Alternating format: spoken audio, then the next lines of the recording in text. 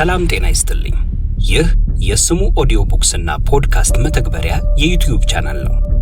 በዚህ ቻናል ዘወትር ሐሙስ ምሽት ከ2 ሰዓት በኋላ መተግበሪያችን ላይ ካሉ መጻሕፍት የተመረጡትን በአጭሩ እናቀርብላችኋለን። ቻናሉን ሰብስክራይብ በማድረግ ቤተሰብ ይሁኑ። የመጨረሻ መጀመርታ ምዕራፍ 3 የሰጠሁትን የልብ ወለድ ረቂቅ አንብቦ ከጨረሰ በኋላ ከተበደረው ብር ጋር ሊመልስልኝ በተቃጠርንበት ዕለት መብረቅ ባር ገብቼ ስብሃትን ብጠብቀው ሳይመጣ ቀረ። 12 ሰዓት ሲቃረብ እንዳይመሽብኝ ብዬ ስወጣ አንድ ወጣት ፌሽታሉን ይዞለት አብረው ሲመጡ ተመለከትኩ። እጄን አወዛወዝኩላቸውና መኪናዬ ውስጥ ገባሁ። ወዲያው ደረሱ።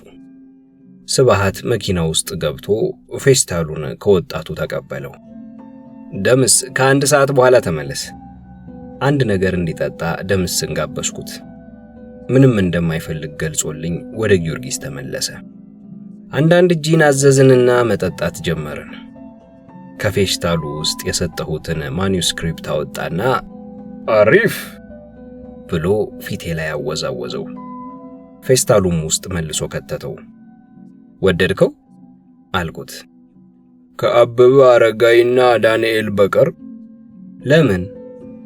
እኔን ሀብተ ጊዮርጊስ አባ መላን ለምን በስም ጠቀስክ ብለህ ሌቱም አይነጋልኝ የተመረቀ ዕለት ወርፈኸኝ አልነበረም?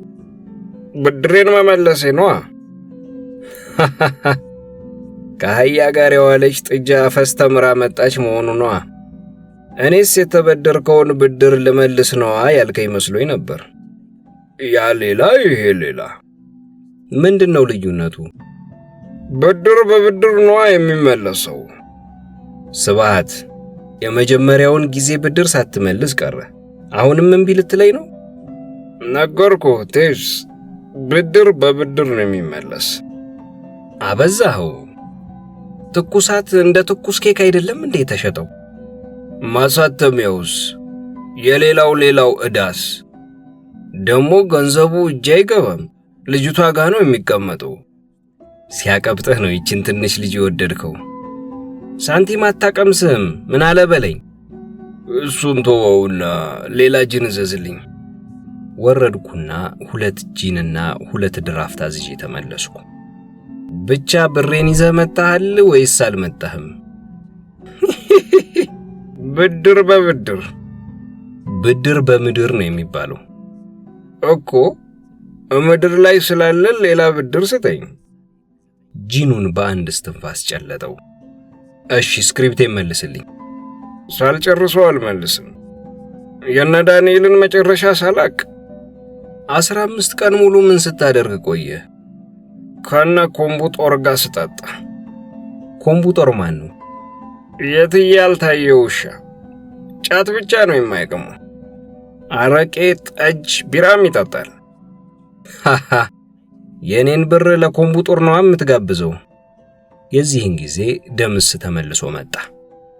ጋሽ ስብሃት ዝናቡ ሳይመጣ እንሂድ፣ ግባና 1 ቢራ ጠጣ ብዬ እንደገና ጋበዝኩት። አልኮል አልጠጣም ብሎ ራሱን ወዘወዘ። ቴስ የዚህን ሰሞን ዝናብ ከየት ነው የሚመጣው? ነፋሱስ? ነፋሱን ተወውና ይልቅ ብሬን መልስ። አቦ ትንሽ ግፋልኝ እናትዬ ያልታየጋሊድ። ቦርሳዬን አወጣሁና 30 ብር ሰጠሁት። ኢንዲድ ብሎ ተቀብሎኝ ወጣ። ብዙ ሳይቆይ ዶፉን አወረደው። ጋብ እስኪል መኪናዬ ውስጥ ቆየሁና ወደ ቤቴ ሄድኩ።